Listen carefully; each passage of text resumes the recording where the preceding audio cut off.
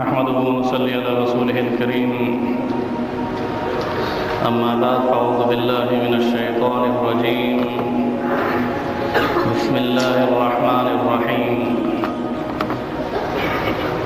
برادران محترم، آج میں آپ کے سامنے انشاءاللہ مختصراً سیرت عثمان غنی رضی اللہ تعالیٰ عنہ کو بیان کرنے کی کوشش کرتا ہوں۔ اگرچہ حضرت عثمان غنی رضی اللہ تعالیٰ عنہ کا چیپٹر بہت بڑا ہے، ایک مکمل تاریخ کی کتاب ہے، میرے دوستوں اور بزرگوں، حضرت عثمان غنی رضی اللہ تعالیٰ عنہ جو کہ عفان کے بیٹے تھے، العاص کے پوتے تھے، اور 5ویں پشت میں رسول اکرم صلی اللہ علیہ وسلم کا دادا اور حضرت عثمان غنی کا دادا ایک ہے۔ آپ نجیب الطرفین تھے، جیسے باپ کے رشتے میں قریشی تھے، ایسے ماں کے رشتے میں ہاشمی اور قریشی تھے، کیونکہ رسول اکرم صلی اللہ علیہ وسلم کی سگی پھوپھی کی بیٹی کے بیٹے تھے۔ ام حکیم کی بیٹی کا نکاح عفان سے ہوا تھا، اور عفان سے ہونے والا بیٹا عثمان، اس اعتبار سے رسول اکرم صلی اللہ علیہ وسلم کے ساتھ آپ کا یہ رشتہ ماں اور باپ دونوں کے ساتھ ملتا ہے۔ آپ اپنی خوبصورتی کے اعتبار سے، میں کہوں یا کوئی اور کہے، یہ نہیں بلکہ رسول اکرم صلی اللہ علیہ وسلم کا ارشاد بیان کرتا ہوں۔ آپ نے فرمایا کہ عثمان کو اپنی شکل کے اعتبار سے بھی مجھ سے مشابہت ہے۔ عثمان غنی رضی اللہ تعالیٰ عنہ کی مشابہت حسن کے اعتبار سے سفید، درمیانہ قد، لیکن داڑھی بڑی لمبی اور خوبصورت تھی، تاہم یہ کہ رسول اکرم صلی اللہ علیہ وسلم نے ان کے کچھ اوصاف جو حسن اور جمال کے، ان کو اپنے ساتھ مشابہت میں گنوایا۔ میرے دوستوں اور بزرگوں، عفان مکہ مکرمہ میں بہت بڑے تاجر تھے، اور ظاہر ہے کہ قریشی ہونے کے ساتھ رسول اکرم صلی اللہ علیہ وسلم سے 5ویں پشت میں جہاں آپ کا رشتہ ملتا ہے، منافت پر ملتا ہے۔ آپ انشاءاللہ ان حلقات میں جب بیٹھیں گے تو میں آپ کو شجرہ طیبہ نسب رسول صلی اللہ علیہ وسلم کو بھی یاد کرانے کی کوشش کروں گا کہ اب مناف حضور کے کیا لگتے تھے، ان کے بیٹے کا کیا نام تھا، ان کے بیٹے کا کیا نام تھا۔ اس طرح سے انشاءاللہ یہ بات ذہن میں رکھی ہے کہ جہاں ہمیں رسول اکرم صلی اللہ علیہ وسلم کے ساتھ محبت کا دعویٰ ہے، وہاں ہم رسول اکرم صلی اللہ علیہ وسلم کی سیرت کو اپنے ذہنوں میں اس طرح سے رکھیں کہ اپنی محبوب کی شکل ہمیشہ سامنے رہے۔ خاندانی رشتوں کے اعتبار سے بھی اور آپ کے حسن اخلاق کے اعتبار سے بھی رسول اکرم صلی اللہ علیہ وسلم کو اللہ رب العزت نے نہ صرف یہ کہ مقام اخلاق کے اعلیٰ مقام پر فیض فرمایا تھا، نہ صرف یہ کہ آپ نبیوں میں سب سے افضل اور تمام نبیوں کے سردار تھے، بلکہ حضور اکرم صلی اللہ علیہ وسلم نے فرمایا کہ جبریل نے مجھے آ کر یہ خبر دی کہ کائنات عالم میں آپ کے نسب سے بڑھ کر کوئی افضل نسب بھی نہیں ہو سکتا، آپ کے قبیلے سے بڑھ کر کوئی افضل قبیلہ نہیں ہو سکتا۔ اور قریش کو اور پھر اس میں سے ہاشم کو اللہ نے چنا، اور ان میں سے محمد رسول اللہ صلی اللہ علیہ وسلم کو چنا۔ کہو صلی اللہ علیہ وسلم۔ میرے دوستوں اور بزرگوں، موضوع کسی اور طرف چلا جائے گا، میں مختصراً جھلکیاں دوں گا حضرت عثمان غنی رضی اللہ تعالیٰ عنہ کے بارے میں۔ یہ بات ذہن نشین کیجئے کہ حضرت عثمان غنی رضی اللہ تعالیٰ عنہ اپنی عمر کے اعتبار سے رسول اکرم صلی اللہ علیہ وسلم سے 4 سال چھوٹے تھے۔ کتنے سال؟ 4 سال چھوٹے تھے. اور جس وقت رسول اکرم صلی اللہ علیہ وسلم کو منصب نبوت اور غار حرا میں تاج نبوت پہنایا گیا، اور پھر آپ صلی اللہ علیہ وسلم نے اعلانیہ طور پر جب دعوت دی اللہ کی وحدانیت کی اور اپنی رسالت اور نبوت کی، اس وقت حضرت عثمان غنی رضی اللہ تعالیٰ عنہ کی عمر مبارک 36 سال تھی. کتنی تھی؟ 36 سال تھی. اور یہ بات ذہن نشین رکھیے کہ سیدنا ابو بکر صدیق رضی اللہ تعالیٰ عنہ جس وقت رسول اکرم صلی اللہ علیہ وسلم پر ایمان لائے، وہ واقعہ میں بیان کر چکا ہوں، آپ کے ذہنوں میں ہوگا کہ اس بات کے انتظار میں رہتے تھے کہ کب نبوت کا دعویٰ ہو اور میں آپ کے دست حق پرست پر بیعت کر کے آپ پر ایمان لاؤں. کیوں کہ وہ ساری نشانیاں پہلے دیکھ چکے تھے.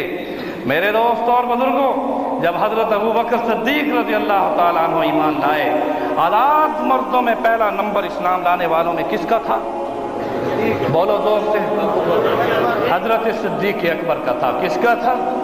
حضرت علی کی عمر اس وقت 8.5 سال تھی. آپ کے گھر کے زیر کفالت تھے، آپ کے چچا زاد بھائی تھے.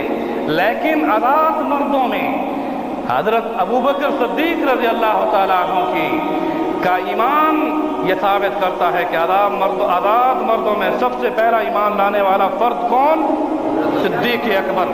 اور پھر جب صدیق اکبر رضی اللہ تعالیٰ عنہ نے رسول اکرم صلی اللہ علیہ وسلم سے یہ پوچھا کہ اب میرے ذمہ کیا کام ہے، آپ نے فرمایا جیسے میں نے اللہ کی طرف بلانا ہے تو نے بھی اللہ کی طرف بلانا ہے. میرے دوستوں اور بزرگوں، حضرت ابو بکر صدیق رضی اللہ تعالیٰ عنہ سب سے پہلے اسلام لانے کے بعد جس کے گھر پہ گئے وہ حضرت عثمان بن عفان تھے. کون تھے؟ عثمان بن عفان تھے. حضرت ابو بکر نے حضرت عثمان کو دعوت اسلام دی اور دعوت اسلام دے ہی رہے تھے. ابھی دار ارقم میں یا گھر میں آنا نہیں بلکہ ابھی دعوت دے ہی رہے تھے. میرے دوستوں اور بزرگوں، اس بات کو ذہن نشین کیجئے کہ رسول اکرم صلی اللہ علیہ وسلم کا گزر ابو بکر صدیق کی طرف ہوا تو دیکھا کہ عثمان سے ابو بکر بات فرما رہے ہیں. حضرت ابو بکر نے گفتگو اپنی جاری رکھی، رسول اکرم صلی اللہ علیہ وسلم سن رہے تھے. اور یہاں یہ ثابت کر دیا کہ نبی کے سامنے اس دنیا میں سب سے پہلا داعی بن کر جو آیا ہے وہ ابو بکر صدیق تھے، جس کی دعوت پر جب رسول اللہ صلی اللہ علیہ وسلم نے ابو بکر کی عثمان غنی کو دعوت اسلام دیتے دیکھا اور سنا تو آپ نے اس میں اضافہ فرمایا عثمان میرے ہاتھ پہ ایمان قبول کر لو، جنت کا سرٹیفکیٹ دے دو. یہ پہلا فرد بشر وہ حضرت عثمان غنی ہیں کہ دعوت جن کو ابو بکر صدیق نے دی اور بشارت جنہیں رسول اللہ نے دی اور دعوت میں ایمان لائے اور بشارت میں جنت کا سرٹیفکیٹ دیا. ان کا نام ہے عثمان بن عفان. کہو رضی اللہ تعالیٰ. حضرت عثمان بن عفان ایمان لائے. میرے دوستوں اور بزرگوں، ان کا باپ اس وقت فوت ہو چکا تھا. ان کے چچا نے اس اسلام لانے پر ان کو رسیوں سے باندھا، ان کو مارا پیٹا. مگر میرے دوست اور بزرگوں، عثمان وہ ہیں جو آزاد مردوں میں دوسرے نمبر پر ایمان لانے والے ہیں. آزاد مردوں میں دوسرے نمبر پر ایمان لانے والے ہیں. جب ایمان لائے میرے دوست اور بزرگوں، تاریخ شاہد ہے رسیوں میں جھگڑ کر رکھا جاتا تھا، مارا جاتا تھا، مگر واضح کر دیا اپنے چچا العاص کو. اور یہ واضح کر کے آپ نے فرمایا، کیا فرمایا؟ فرمایا کہ جان جا سکتی ہے مگر اللہ کی وحدانیت اور رسول اللہ کی نبوت پر جو ایمان لا چکا ہوں اس میں کوئی بھی کسی طرح سے بھی نرمی نہیں آ سکتی، بلکہ جیسے ایمان لایا ہوں شہادت اپنی منظر سمجھتا ہوں. اور یہاں یہ ثابت کر دیا کہ ایمان کے بعد مومن کی سب سے بڑی تمنا وہ شہادت ہوا کرتی ہے. کیا ہوا کرتی ہے؟ شہادت ہوا کرتی ہے. میرے دوستوں اور بزرگوں، یہاں میں کیسے اس واقعے کو بیان کروں. رسول اکرم صلی اللہ علیہ وسلم کی خدمت میں ایسی حالت میں آتے تھے کہ وہ عثمان جو بہت بڑے تاجر کا بیٹا، جس کے پاس مال و زر تھا، جن کے پاس تجارت کا مال تھا، رسیوں سے باندھے گئے اور پھر تکلیف دی گئی، دکانوں کا بائیکاٹ کرا دیا گیا۔ رسول اکرم صلی اللہ علیہ وسلم نے فرمایا عثمان اگر تیرے لیے مادی ذرائع میں یہ بائیکاٹ کر رہے ہیں، وہ روحانی رشتہ تجھے اور اپنے خاندان کا وہ رشتہ تجھے عطا کرتا ہوں۔ حضرت رقیہ کا نکاح عثمان غنی کے ساتھ کر دیا۔ اپنی بیٹی حضرت رقیہ کا نکاح کس کے ساتھ کیا؟ حضرت عثمان غنی کے ساتھ کیا۔ میرے دوستو تاریخ کے اوراق کو پلٹیے، دیکھیے کہ رسول اللہ صلی اللہ علیہ وسلم کی کتنی بیٹیاں تھیں، بتاؤ کتنی بیٹیاں تھیں؟ ان میں 4 میں سب سے بڑی کون تھی؟ زینب، اس کے بعد رقیہ، اس کے بعد ام کلثوم، اس کے بعد فاطمہ الزہرا۔ میرے دوستو زینب کا نکاح ہو چکا تھا، اب دوسری بیٹی کا نکاح کس کے ساتھ ہوا بتائیے؟ حضرت عثمان غنی کے ساتھ ہوا۔ عثمان غنی رضی اللہ تعالیٰ عنہ رشتے میں رسول اللہ کے داماد بن گئے اور خسر رسول اللہ بن گئے۔ اب دیکھیے یہ تعلق کی بات ہے۔ رسول اکرم صلی اللہ علیہ وسلم پر جو سب سے پہلے ایمان لائے اور آزاد مردوں میں وہ کون تھے؟ ابو بکر تھے۔ انہوں نے اپنی بیٹی دے کر خود خسر بن گئے اور رسول اللہ داماد بن گئے۔ عثمان ایمان لائے، رسول اللہ صلی اللہ علیہ وسلم خسر بن گئے، عثمان داماد بن گئے۔ اس طرح سے اس رقیہ سے بیٹا پیدا ہوا، اس کا نام کیا تھا؟ عبداللہ تھا۔ یہی وجہ ہے کہ حضرت عثمان غنی رضی اللہ تعالیٰ عنہ کی کنیت ابو عبداللہ تھی۔ کیا تھی؟ ابو عبداللہ تھی۔ حضرت رقیہ رسول اللہ صلی اللہ علیہ وسلم کی بیٹی ہیں، ان کے بطن مبارک سے اللہ پاک نے بیٹا عطا فرمایا تھا۔ اس بیٹے کا نام کیا تھا؟ عبداللہ تھا، لیکن 6 سال کی عمر میں وہ فوت ہو گئے۔ میرے دوستوں اور بزرگوں لیکن کنیت ہمیشہ رہتی ہے۔ عثمان رسول اللہ کے داماد بنے اور ان سے ہونے والا بیٹا جو نواسہ رسول تھا وہ عبداللہ، اسی کی کنیت پر ابو عبداللہ تھے، اسی کی کنیت پر ابو عبداللہ تھے۔ میرے دوستوں جب مکہ میں اپنے خاندان نے مارنا پیٹنا شروع کر دیا، رسول اکرم صلی اللہ علیہ وسلم نے عثمان غنی کو یہ فرمایا کہ عثمان میری بیٹی کو لے کر حبشہ کی طرف ہجرت کر جاؤ۔ کہاں ہجرت کر جاؤ؟ حبشہ کی طرف ہجرت کر جاؤ۔ میں بڑے دعوے کے ساتھ کہہ رہا ہوں کہ عثمان غنی رضی اللہ تعالیٰ عنہ مکہ مکرمہ میں ایمان لانے کے بعد صحابہ کرام میں پہلے نمبر کے وہ صحابی ہیں جنہوں نے اپنی ماں کے ساتھ، جنہوں نے اپنی بیوی کے ساتھ مکہ کو چھوڑا اور پہلا مہاجر ہونے کا شرف حاصل کیا۔ پہلے مہاجر ہونے کا، سب سے پہلا مہاجر جس نے ہجرت کی اسلام کے لیے، دکانوں کو چھوڑا، تجارت کو چھوڑا، مال و زر کو چھوڑا، اپنے والدین کی اور ساری یعنی جتنی جائیداد تھی اس کو چھوڑا اور سب سے پہلے ہجرت کر کے کہاں گئے؟ حبشہ گئے۔ رسول اکرم صلی اللہ علیہ وسلم نے خود فرمایا کہ تاریخ میں حضرت لوط علیہ السلام کے بعد پورے خاندان کے ساتھ جس نے ہجرت کی ہے وہ عثمان بن عفان ہے۔ وہ کون ہے؟ عثمان بن عفان ہے۔ میں تاریخ کیسے بتاؤں آپ کو میرے دوستوں، جنہوں نے اپنی زوجہ طاہرہ حضرت رقیہ جو کہ بنت رسول تھیں ان کے ساتھ اور اپنی ماں کے ساتھ کہاں کی ہجرت کی؟ حبشہ کی ہجرت فرمائی۔ اور یہ بات ذہن نشین کر لو، میں زیادہ لمبائی میں نہیں جاتا، طوالت میں نہیں جاتا۔ حبشہ میں کیا ہوا، وہاں پہنچ کر نجاشی کے ساتھ کیا ہوا؟ نجاشی جو ایمان لایا، میرے دوستوں اور بزرگوں، وہاں حضرت عثمان کا بھی رول تھا، وہاں جعفر طیار کا بھی رول تھا، حضرت ابو بکر صدیق رضی اللہ تعالیٰ عنہ رسول اللہ صلی اللہ علیہ وسلم کے ساتھ مکہ میں رہے۔ لیکن جب ہجرت حبشہ ہوئی، سب سے پہلے ہجرت حضرت عثمان نے فرمائی تھی۔ پھر آپ نے صحابہ کو حکم فرمایا کہ جو جا سکتا ہے حبشہ میں چلا جائے۔ پھر حضرت جعفر نے جو ہے ہجرت ان کے ساتھ فرمائی تھی۔ حضرت جعفر حضرت علی کے کیا لگتے تھے بتاؤ؟ بھائی تھے۔ حضرت علی کے بھائی حضرت جعفر نے حضرت عثمان غنی کے ساتھ ہجرت فرمائی تھی۔ میرے دوستوں اور بزرگوں، اور اسی دعوت اسلام سے نجاشی نے اسلام کو قبول کیا تھا، نجاشی نے اسلام کو قبول کیا تھا۔ میرے دوستوں اور بزرگوں، میں کیسے بتاؤں آپ کو، اس کے بعد جب رسول اکرم صلی اللہ علیہ وسلم مدینہ منورہ ہجرت فرما گئے تو پھر حضرت عثمان غنی حبشہ سے اپنی بیوی کے ساتھ مدینہ منورہ پہنچے۔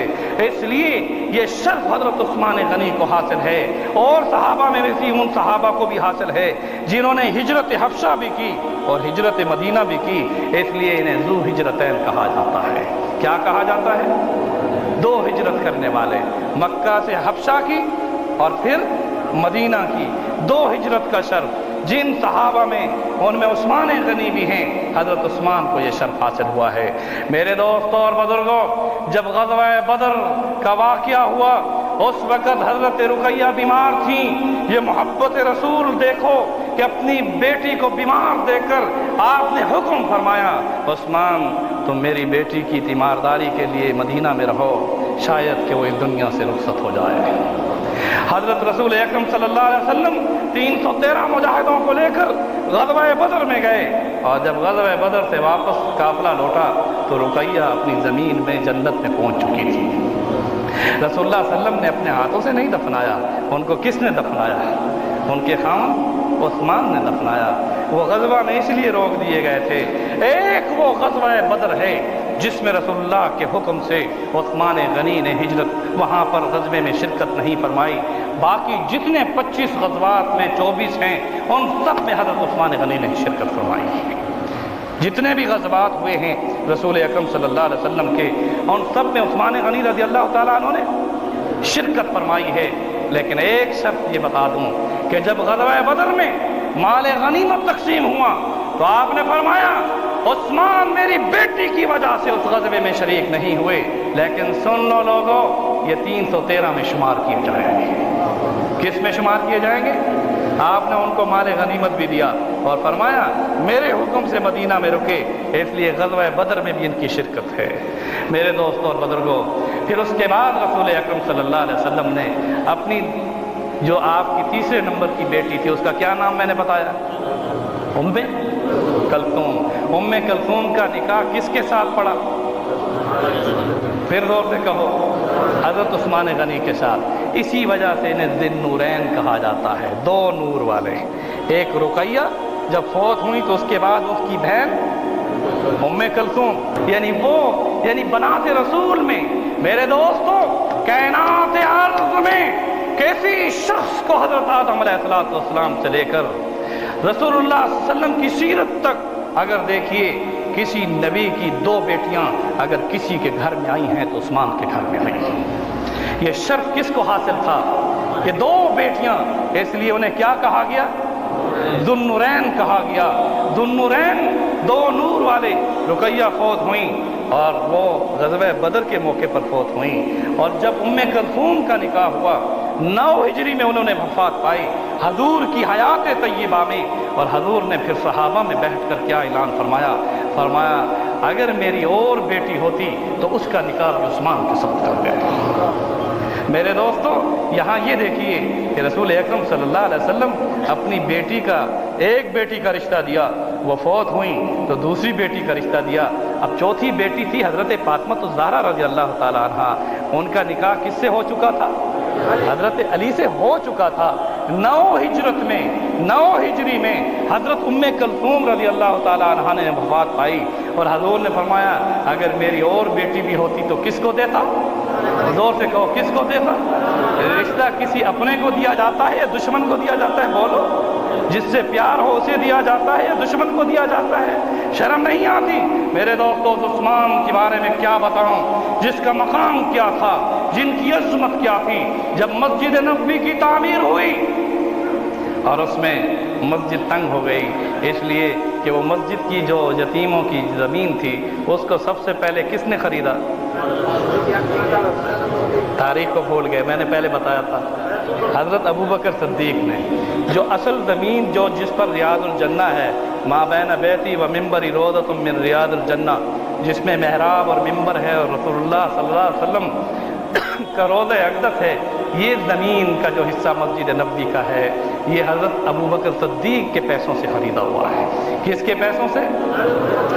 اور جو آگے توسیع ہوئی، جو آگے والا محراب ہے، آپ نے دیکھا دوسرا محراب بھی ہے، وہ بھی رسول اللہ صلی اللہ علیہ وسلم کے زمانے میں اس کی یعنی مسجد کی توسیع ہو گئی، لیکن اس کے بعد پھر اس کو وقت میں حضرت عمر فاروق لائے۔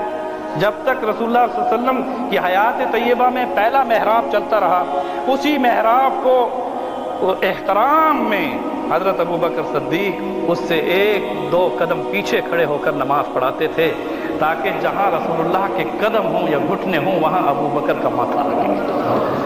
اور آج بھی جہاں آپ جا کے محراب نبوی میں جو نماز کا شرف حاصل کرتے ہیں، وہ جو اصل سجدے کی جگہ ہے رسول اللہ صلی اللہ علیہ وسلم کی، وہ اس پلر کے اندر ہے، اس توانا کے اندر ہے، تاکہ بے ادبی نہ ہو۔ جہاں رسول اللہ کا ماتھا لگتا ہو وہ اس کو پلر کے اندر رکھ دیا، جہاں پاؤں مبارک تھے وہاں جا کے ہم جب سجدہ کرتے ہیں تو وہاں جہاں رسول اللہ صلی اللہ علیہ وسلم کھڑے ہو کر نماز پڑھاتے تھے وہاں آج امتی ان پاؤں کی جگہ پر اللہ کا سجدہ کرتا ہے۔ میرے دوستوں اور بزرگوں، تاریخ کے حوالے قدیم مدینے کی ساری تاریخ آپ کو بتاؤں گا، لیکن دیکھنا میں نے یہ ہے کہ آپ میں جوش اور جذبہ ہونا چاہیے۔ جم کر بیٹھو گے، سنتے رہو گے، انشاءاللہ میں آپ کو پوری تاریخ سے آگاہ کروں گا۔ میرے دوستوں اور بزرگوں، حضرت عثمان غنی رضی اللہ تعالیٰ عنہ جو جس وقت کے مدینہ منورہ پہنچ چکے تھے، وہاں حبشہ میں انہوں نے تجارت کی تھی، کیونکہ مزاج میں تجارت تھی، وہاں سے نفع لے کر آئے۔ آپ کے پاس درہم و دینار تھے، آپ کے پاس پونجی تھی۔ جب تشریف لائے اور رسول اکرم صلی اللہ علیہ وسلم نے فرمایا کہ مسجد تنگ ہو چکی ہے، جو اس کی پڑوس میں جس کا مکان ہے اگر وہ خرید کر اس مسجد نبوی میں شامل کر دے تو آپ نے فرمایا، اور کیا ارشاد فرمایا پہلے سن لیں، فرمایا جو زمین کو خرید کر اس مسجد میں داخل کرے گا میرا رب اس کے لیے جنت میں محل بنا دے گا۔ عثمان غنی کھڑے ہو گئے، انہوں نے کہا یہ پورا کا پورا مکان میں خرید کر دیتا ہوں۔ میرے دوستو، مسجد نبوی کی اصل زمین وہ حضرت ابو بکر کی خریدی ہوئی اور اس کے ساتھ کا اضافہ وہ حضرت عثمان کا خریدا ہوا۔ تم کہاں ان دونوں جاروں کو چھوڑو گے؟ اور اگر تم ان کی مخالفت کرتے ہو تو پھر مسجد نبوی میں جانے کا تمہیں حق ہی حاصل نہیں۔ میں کیسے بتاؤں آپ کو یہ کس کی زمین خریدی ہوئی تھی؟ عثمان غنی رضی اللہ تعالیٰ عنہ نے اس مسجد نبوی کے پڑوسی سے مکان کو خریدا، اور کس کے بدلے میں خریدا؟ بولو، جنت کے محل کے بدلے میں خریدا۔ رسول اللہ کی زبان سے جنت کی بشارت سب سے پہلے ایمان لانے والوں میں کس کو ملی؟ بولو، عثمان غنی کو ملی، اور مکان خریدا تو اس میں بھی محل کی بشارت تھی۔ اور میرے دوستو پھر سنو، مدینہ میں جب ہجرت کر کے صحابہ کرام تشریف لائے تو مہاجرین کی کتنی تعداد تھی؟ میں امتحان لوں گا، 115۔ کتنی تعداد تھی؟ مکہ سے مدینہ ہجرت کرنے والے صحابہ کی تعداد کتنی تھی؟ 115 صحابہ کرام، جو سابقون الاولون من المہاجرین والانصار۔ انصار کی تعداد بھی میں آپ کو بتاؤں گا کہ بیعت عقبہ میں کن کن نے کتنی تعداد میں اسلام لائے، دوسری بیعت عقبہ میں کتنے ایمان لائے۔ پھر حضرت مصعب بن عمیر مدینہ جب گئے اور حضرت عبداللہ بن ام مکتوم جب قرآن سناتے تھے تو کتنے مدینے والے حضور کی آمد سے پہلے مسلمان ہو چکے تھے۔ اس ساری تاریخ سے آپ کو آگاہ کروں گا، مگر شرط یہ ہے کہ کھانے میں ذرا تاخیر کو برداشت کر لیں، ٹھیک ہے؟ اور ذرا اپنے اندر بیداری بھی پیدا کریں، کہیں سوئے ہوئے تو نہیں، ذرا کہو اللہ اکبر، زور سے کہہ دو اللہ اکبر۔ میرے دوستوں اور بزرگوں، ایک یہودی کا کنواں تھا، پورے مدینے کے کنویں کھارے پانی تھے، ان میں پانی کھارا تھا، لوگ کپڑے دھویا کرتے تھے اس سے مویشی کبھی کبھی پانی پی لیتے تھے۔ اس کھارے پانی کو کوئی نہیں پی سکتا تھا۔ ایک بیر روما تھا جو میٹھا پانی کا کنواں تھا، اور وہ کس کے قبضے میں تھا؟ یہودی کے قبضے میں تھا۔ ہمیشہ معیشت جو ہے وہ کن کے ہاتھ میں رہتی ہے؟ یہودیوں کے پاس۔ اس نے جب دیکھا کہ وہ انصار اور مہاجرین مدینے میں اسلامی ریاست کا اعلان کر چکے ہیں اور اب مدینے کے حاکم محمد رسول اللہ صلی اللہ علیہ وسلم ہیں، تو اس تعصب کی بنیاد پر اس نے پانی کو 10 گنا مہنگا کر دیا۔ اب مدینے کے لوگ پانی کے ڈول 10 گنا زیادہ پیسوں سے خریدنے لگے۔ رسول اکرم صلی اللہ علیہ وسلم نے مسجد نبوی کے محراب میں منبر کے ساتھ کھڑے ہو کر اعلان فرمایا، تم میں سے کون ایسا شخص ہے جو بیر روما کو خرید کر جنت میں اللہ کے ہاں چشمہ لے لے؟ کون ایسا شخص ہے کہ جو بیر روما کو خرید کر جنت میں اللہ سے جنت کا چشمہ لے لے؟ اس وقت پوچھنے والے کون تھے؟ کہو عثمان بن عفان۔ کون تھے؟ عثمان بن عفان، کہو رضی اللہ تعالیٰ عنہ۔ کھڑے ہوئے اور انہوں نے کہا یہ سودا یہ میں خریدار ہوں، اس کا جنت کی زمین خریدی، وہاں محل بن گیا، اب اس میں جو چشمہ ہے وہ بھی میرے حصے میں آنا چاہیے۔ میرے دوستوں اور بزرگوں، فوراً گئے اس یہودی کے پاس اور اس کو جا کر کہا کتنی قیمت ہے؟ اس نے قیمت بڑھائی، 12,000 درہم اس وقت بتائے اور کہا یہ آدھی قیمت ہے، 24,000 درہم اس کی اصل قیمت ہے، 12,000 درہم اس کی آدھی قیمت ہے۔ رسول اللہ صلی اللہ علیہ وسلم کی خدمت میں آئے اور آ کر عرض کیا رسول اللہ پورے پیسے دے کے پورا خرید لوں یا آدھا خریدوں؟ آپ نے فرمایا پہلے آدھا خرید لو، اس میں حکمت کی بات آگے بتاتا ہوں۔ حضرت عثمان غنی مشرے کے بعد گئے، کہا یہ لو 12,000 درہم، اب اس کنویں میں میری اور تیری کیا ہو گئی، اور اس میں کیا ہوگا کہ ایک دن میرا ہوگا اور ایک دن تیرا ہوگا۔ اب جس دن یہودی کی باری ہوتی تھی تو وہ تو پیسوں سے پانی بیچتا تھا، اور جن دن عثمان غنی کی باری تھی آپ نے فرمایا میرے دن کی باری میں چاہے مسلمان ہے یا کافر ہے پانی بھر کر لے جائیں، سب مفت لے جائیں۔ اب وہ جو یہودی پانی خریدتے تھے وہ بھی حضرت عثمان کے دن میں خریدنے لگ گئے، مفت لینے لگ گئے۔ میرے دوستوں اور بزرگوں، اور یہودی کے دن میں کوئی شخص پانی بھرنے نہیں آتا تھا، حضور کی خدمت میں چل کر خود آ گیا مجبور ہو کر، کہنے لگا پورا کنواں ہی خرید لو۔ آپ نے فرمایا اب قیمت کو کم کرنا ہوگا، 24 میں سے 12 لے چکا تھا، اب 8 پر بات ہوئی، وہ 8,000 درہم بھی حضرت عثمان غنی نے دیے تھے۔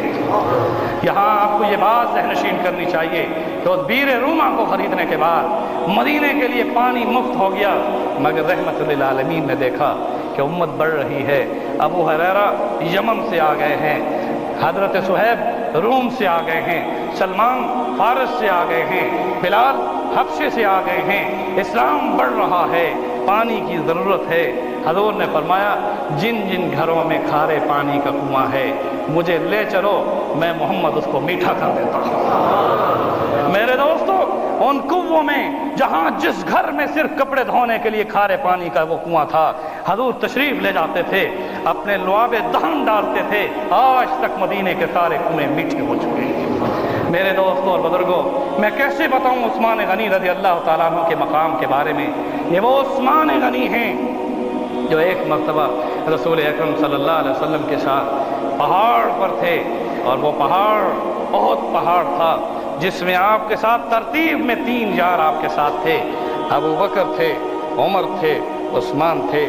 یہ آپ کی ترتیب حدیثوں میں بھی ایسی ملتی ہے۔ جب آپ تھے اور وہاں پہاڑ نے محبت میں جھومنا شروع کر دیا تو آپ نے فرمایا ٹھہر جا پہاڑ، علیک نبی و صدیق و شہیدان، اے پہاڑ ٹھہر جا کہ تو جھوم رہا ہے، تو دیکھ تو صحیح اس منظر کو کہ ایک نبی، ایک صدیق اور 2 شہید تیرے اوپر ہیں۔ یہاں پر ایک بات بتانا چاہتا ہوں کہ جب رسول اللہ صلی اللہ علیہ وسلم نے فرمایا ایک نبی، ایک صدیق اور 2 شہید، تو حضرت عمر فاروق نے فوراً کہا اللہ اکبر، کہو زور سے کہو۔ جب ایمان لائے تو کیا تکبیر گونجی تھی، اور جب پہاڑ پہ رسول اللہ صلی اللہ علیہ وسلم کی زبان اطہر سے یہ خوشخبری سنی کہ نبی تو آپ ہی ہیں، صدیق ابو بکر ہیں، 2 شہیدوں میں میری تمنا پوری ہو گئی کہ میں بھی شہید ہوں گا۔ اس شہادت پر کہا کرتے تھے کہ رسول اللہ صلی اللہ علیہ وسلم کی زبان اطہر سے جب مجھے شہیدان میں ایک شہید ہونے کا شرف حاصل ہے، عثمان بھی شہید ہوں گے، عمر بھی شہید ہوں گے۔ پھر دونوں نے ہمیشہ اپنی دعا میں ہاتھ اٹھانا شروع کر دیے کہ رب ذوالجلال شہادت دے تو پھر مدینے میں عطا فرما دے۔ اور دونوں کو کہاں شہادت ملی، زور سے کہو، اور دونوں کو قرآن پڑھتے ہوئی، قرآن پڑھتے شہادت ملی۔ ایک محراب میں کھڑے ہو کر جب قرآن پڑھ رہے تھے تو شہید ہوئے، ان کا نام کیا ہے، زور سے کہو، فاروق اعظم، جن کے لیے محراب رسول گواہ بنا، اور زبان پر کیا جاری تھا، قرآن جاری تھا۔ ایمان حاصل کیا تو قرآن سنتے ہوئے، دنیا سے گئے تو قرآن پڑھتے ہوئے۔ میرے دوستوں اور بزرگوں، عثمان غنی رضی اللہ تعالیٰ عنہ جامع قرآن تھے، اور یہ صفت ان کے ساتھ رکھ دی کہ کیونکہ جب قرآن کو انہوں نے پوری دنیا میں پھیلایا، آج مصحف عثمانی پوری کائنات ارض میں ہے۔ یہ خلافت عثمانی کے دور میں، حضرت ابو بکر صدیق کے دور میں جمع ہونے والا وہ قرآن جو سینہ رسول پر نازل ہوا تھا، صحابہ حافظ تھے، تمام کمیٹی بنی، انہوں نے کتابی شکل میں اسے محفوظ کیا، اور رسول اللہ کے زمانے میں بھی کتابی شکل میں ہو چکا تھا، لیکن مختلف ورقوں میں تھا۔ وہ ورق، ان میں سے اونٹ کے جو ہے چمڑے تھے، ان میں درختوں کے بڑے بڑے پتے تھے، اور اس طرح سے اس وقت جو لکھنے کے انداز تھے ان پتھروں پر کشیدہ ہوا تھا، ان سب کو جب اکٹھا کر دیا تو میرے دوستوں اور بزرگوں، عثمان غنی وہ واحد ہیں جو جامع قرآن ہیں، جنہوں نے یہ اعلان کیا کہ میری سلطنت میں افریقہ تک اسلام پہنچ چکا ہے، ہند تک اسلام پہنچ چکا ہے، مصر اور یہ سارے علاقے ان کی خلافت کے اندر تھے۔ فرمایا کہ اس قرآن کو جو مصحف میں ہے لکھ لکھ کر تمام مملکتوں میں پہنچا دو۔ اس جامع قرآن کے اس انداز میں وہ قرآن کائنات ارض میں مصحف کی صورت میں تمام جگہوں تک پہنچا۔ یہاں میں ایک بات بتانا چاہتا ہوں، اس قرآن کے پھیلانے میں حضرت عثمان اپنے ہاتھ سے بھی اس کو لکھتے تھے، اس کو اپنے ہاتھ سے بھی لکھتے تھے۔ تو اللہ پاک نے اس قرآن کی محبت میں جب شہادت دی تو مصحف کو بھی گواہ بنایا۔ آج بھی جاؤ آپ کو ترکی میں وہ قرآن پاک جس پر حضرت عثمان غنی کی شہادت ہوئی، وہ خون کے دھبے اس قرآن پر ملیں گے، اور محراب میں جب خون گرا تو محراب نبی حضرت عمر کی شہادت کا گواہ بنا، اور جب عثمان شہید ہوئے تو قرآن ان کی شہادت کا گواہ بنا۔ میرے دوستوں اور بزرگوں، میں زیادہ وقت نہیں لینا چاہتا، صرف ایک اور واقعہ بیان کرتا ہوں، یہاں پر آپ کو یہ بات محسوس ہو جائے گی کہ کیا مقام تھا حضرت عثمان غنی کا۔ عثمان غنی رضی اللہ تعالیٰ عنہ کے بارے میں حضرت ابو موسیٰ اشعری رضی اللہ تعالیٰ عنہ فرماتے ہیں کہ ایک مرتبہ رسول اکرم صلی اللہ علیہ وسلم ایک باغ میں تشریف لے گئے اور مجھے یہ فرمایا کہ تم پہرہ داری میں رہو کہ میں اندر آرام کرتا ہوں۔ اس دوران میں حضور کے ساتھ تھا، باہر سے آواز آئی کہ ہمیں اندر آنے کی اجازت دی جائے۔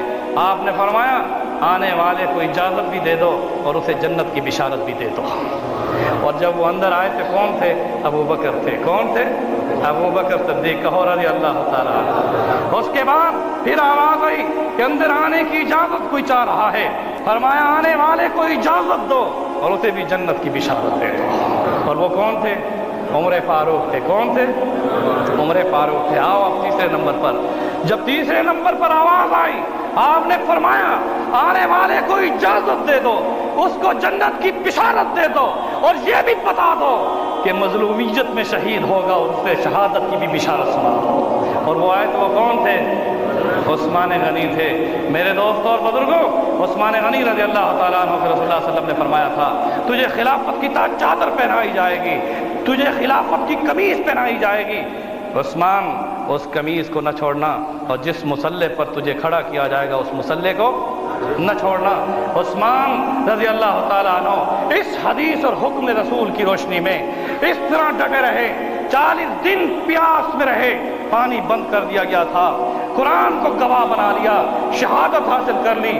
میں زیادہ لمبی چوڑی داستانوں میں نہیں جاتا، یہاں یہ بتا دوں کہ مکہ میں اور مدینہ کے جتنے صحابی تھے وہ اس وقت پوری کائنات میں پھیلے ہوئے تھے، کیونکہ عمر بن العاص مصر کے گورنر تھے، امیر معاویہ رضی اللہ تعالیٰ عنہ دمشق کے گورنر تھے، اس طرح سے اور صحابہ کرام کوفہ میں اور ہند تک مسلمانوں کا ایک سیلاب اور ایک جیش تھا جو انقلاب اسلامی کے لیے ایک جیش محمدی تھا جو کہ پوری کائنات میں پھیل رہا تھا۔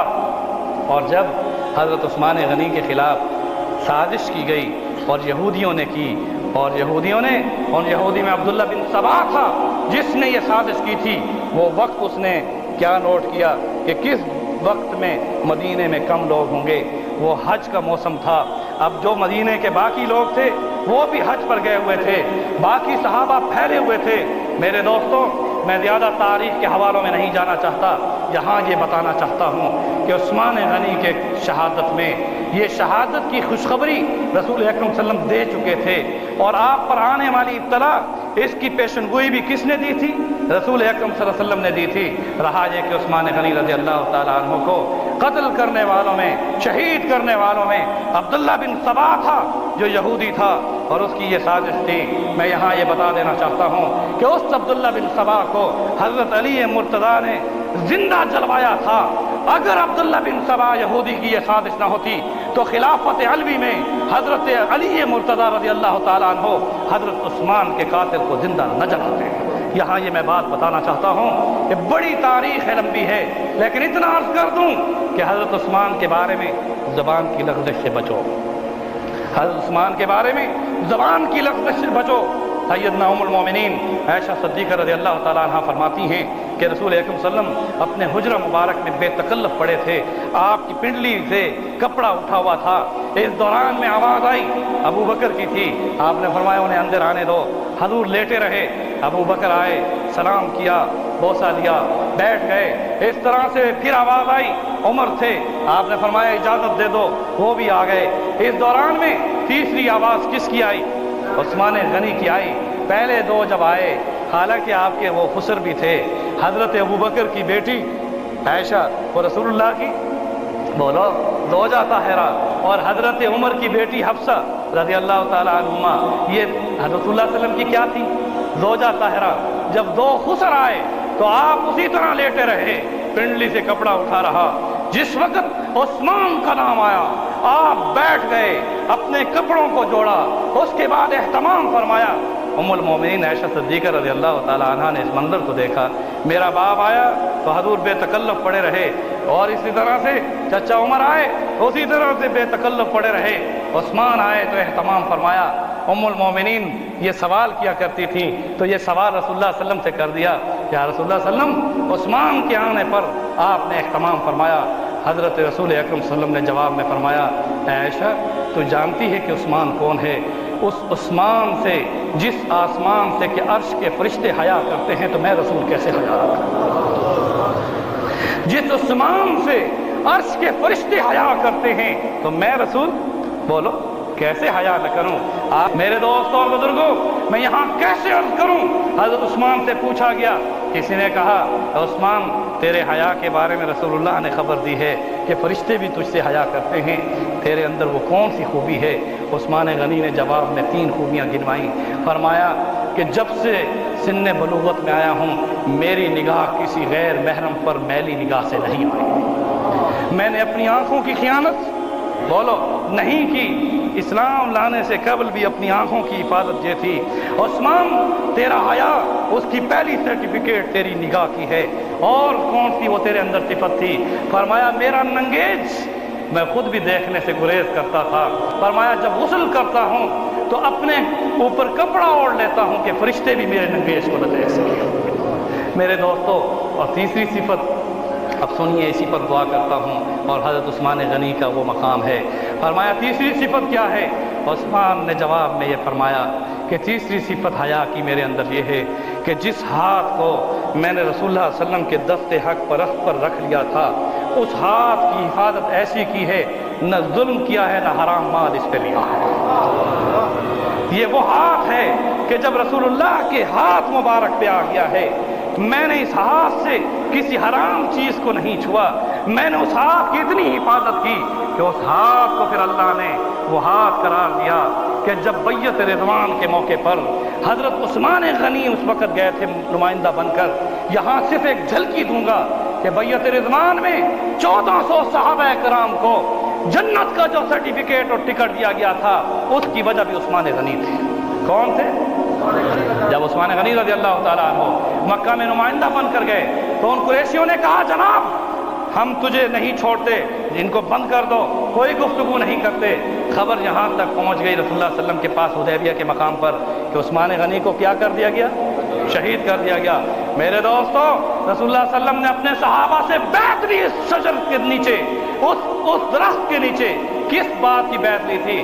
کہ اگر عثمان شہید ہو چکے ہیں ہم واپس نہیں لوٹیں گے، عثمان کی شہادت کا قصاص لیں گے۔ اسی پر حضرت عائشہ صدیقہ نے کہا تھا کہ میرے سرتاج نے بیعت رضوان میں حضرت عثمان کے قصاص کے لیے بیعت لی تھی تو میں کیسے جہاد میں نہ نکلوں۔ اب یہاں پر اس مسئلے کو حل کر رہا ہوں، یہ سمجھنے کی بات ہے۔ اہل سنت اپنے اندر بیداری پیدا کرو، میں کون کون سے نکات کو آپ کے ذہنوں میں ڈالوں۔ اتنا عرض کر دوں میرے دوستوں اور بزرگوں، وہ حضرت علی مرتضیٰ کے خلاف جنگ نہیں تھی، وہ قاتلین عثمان کے خلاف جنگ تھی، کیونکہ حضرت عائشہ صدیقہ رضی اللہ تعالیٰ عنہ کا یہ مطالبہ تھا کہ جیسے میرے رسول نے، میرے سرتاج نے اس حدیبیہ کے مقام پر عثمان کی اس خبر کو سن کر کے وہ شہید کر دیے گئے ہیں، تو 1400 صحابہ سے کس چیز کی بیعت لی تھی؟ بولو، شہادت کی بیعت لی تھی۔ اور اللہ نے پھر آیت نازل فرمائی، لقد رضی اللہ عن المؤمنین اذ یبایعونک تحت الشجرہ، کہ اللہ پاک ان بیعت کرنے والے جنہوں نے درخت کے نیچے رسول اللہ کے دست حق پرست پر بیعت کی، سب سے بولو، سب سے زور سے کہو، راضی ہو گیا۔ اور یہ رضا کا سرٹیفکیٹ کس کی بیعت پر ہوا؟ اور میرے دوستو اب یہاں یہ بات بتاؤں، جب یہ آیت نازل ہوئی اور خبر بھی آ گئی کہ عثمان زندہ ہیں، خبر بھی آ گئی تو عثمان زندہ ہے، حضور نے فرمایا جس کی وجہ سے یہ سرٹیفکیٹ تقسیم ہوئے ہیں، اے اللہ یہ ہاتھ میرا ہے، یہ ہاتھ عثمان کا ہے اور تیرا ہاتھ اس کے اوپر ہے۔ اب درمیان میں کس کا ہاتھ تھا؟ اوپر کس کا ہاتھ تھا؟ نیچے کس کا ہاتھ تھا؟ اور جس ہاتھ پہ بیعت ہو رہی ہے وہ کون تھے؟ رسول اللہ صلی اللہ علیہ وسلم تھے۔ عثمان مکہ میں ہیں، جیل میں ہیں، اور حضور اس شرف میں کہ اس بیعت رضوان میں جن صحابہ سے اللہ راضی ہو چکا، عثمان بھی اس میں اور شرف کے ساتھ رنگا جائے۔ فرمایا عثمان کا ہاتھ یہ ہے، میرا ہاتھ ہے، اور ید اللہ، اور اللہ کا ہاتھ اوپر ہے۔ میرے دوست اور بزرگوں، جس عثمان کو یہ شرف حاصل ہوا تھا رضی اللہ تعالیٰ عنہ، کہ جنہیں حیا کا سرٹیفکیٹ دیا گیا، جنہیں جنت کا سرٹیفکیٹ دیا گیا، جنہیں وہ مقام ملا جو خلیفہ راشد قوم ہیں، میرے دوستو عہد کرنے آج کے بعد اس زبان سے عثمان غنی رضی اللہ تعالیٰ عنہ کے خلاف کبھی کوئی آواز زبان سے نہیں نکالیں گے، اور نہ ہی کبھی عثمان غنی کے خلاف سنیں گے انشاءاللہ۔ اللہ تو گواہ ہے، ہم صحابہ کی محبت کا دعویٰ کرتے ہیں، اہل بیت کی محبت کا دعویٰ کرتے ہیں، اور یہ اس لیے کرتے ہیں کہ تیرے پیارے رسول کا ارشاد ہے، من احبہم فبحبی احبہم، جنہوں نے ان سے محبت کی گویا میرے ساتھ محبت رکھنے کی وجہ سے ان سے محبت کی، ومن ابغضہم، جنہوں نے صحابہ اور اہل بیت سے بغض رکھا، فببغضی ابغضہم، گویا انہوں نے رسول اللہ کے ساتھ بغض رکھنے کی وجہ سے ان سے بغض رکھا۔ عہد کر لیں کہ صحابہ اور اہل بیت کی محبت اپنے دلوں میں لے کر ایمان پر جمے رہیں گے انشاءاللہ تعالی۔ رب ذوالجلال تو ہمارے گناہوں کو معاف فرما دے، ہمیں ہدایت عطا فرما دے۔